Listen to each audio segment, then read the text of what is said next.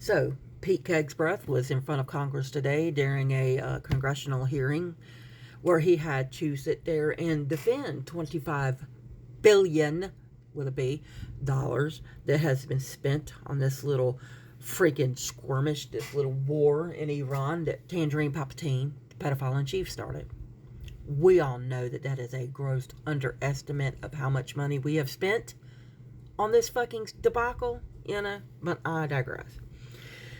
Anyway, when Pete was asked by Representative Khan, Khanna, I think that's how you pronounce their name, do you realize how much the American people and the American families are having to spend more money on groceries and more money on gas? When is enough enough? And Pete Kegsbreath actually sat there and stated, hey, how much would you pay to make sure Iran didn't have a nuclear boom?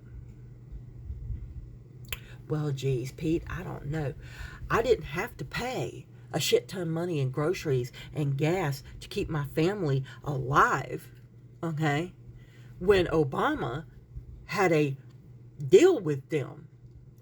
Didn't cost me any money at all when Obama had a deal with Iran and they were sending inspectors over there. Hell, they had inspectors living over there so that they can come in and do some inspections whenever they wanted to, daily, hourly if they wanted to make sure that they didn't have uranium past a certain percentage.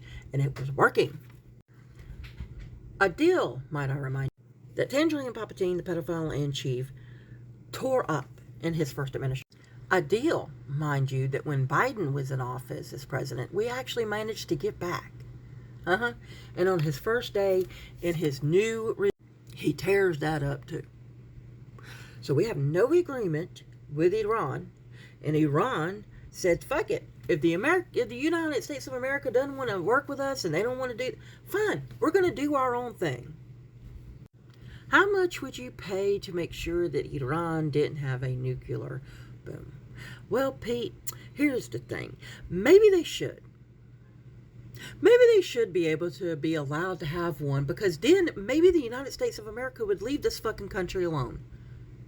I mean, shit, we didn't leave it alone in the 1950s when we went over there and overthrew their democratically elected president to install the Shah, to install a dictator, to install a theocracy, because it made us better. It made Britain better. It made BP better. I don't know, maybe if Iran had the capabilities that we all have, that countries like Russia has, who is an enemy of ours, weapons like North Korea has, who are enemies of ours. Maybe if they had all of those kinds of weapons, we would leave them the fuck alone. Don't you think? It seems that we don't want to go over there and fuck with anybody who has these types of weapons. So maybe that's what Ukraine needs to do, to keep us off of them, I don't know what it is about America that we have to sit here and bully the little countries around here as if we've got some kind of big name for ourselves, as if we're some kind of big entity. We've only been around for 250 fucking years.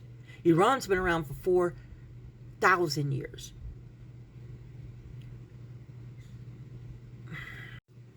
And food prices are fixing to go up again. Why are food prices fixing to go up again? Well, because the strait is closed. And what comes through the strait? Fertilizer. And what do we need to grow our crops? Fertilizer. And what doesn't farmers have right now? Fertilizer. Which means low yield on their product at the end of it. There's not going to be enough. Okay? And this shit's already in the ground. There's nothing we can do about it now. Even if we were to open the straits right this second, it is not going to stop what is coming. And it is all because Tangerine Palpatine tore up 2 fucking agreements that this country had with Iran. The reason why we've spent 25 billion and we're spending a shit ton more on this useless war by proxy is because of Tangerine Palpatine, the pedophile in chief, not being able to deal with the fact that he is not the greatest of all time. That he was actually outmatched and outwitted by the very best and the first black president of these United States of America. And that thin-skinned motherfucker, and yes, he has even stated himself, he is very thin-skinned, couldn't stand the fact that a excellent, great black man did what a mediocre orange man can't.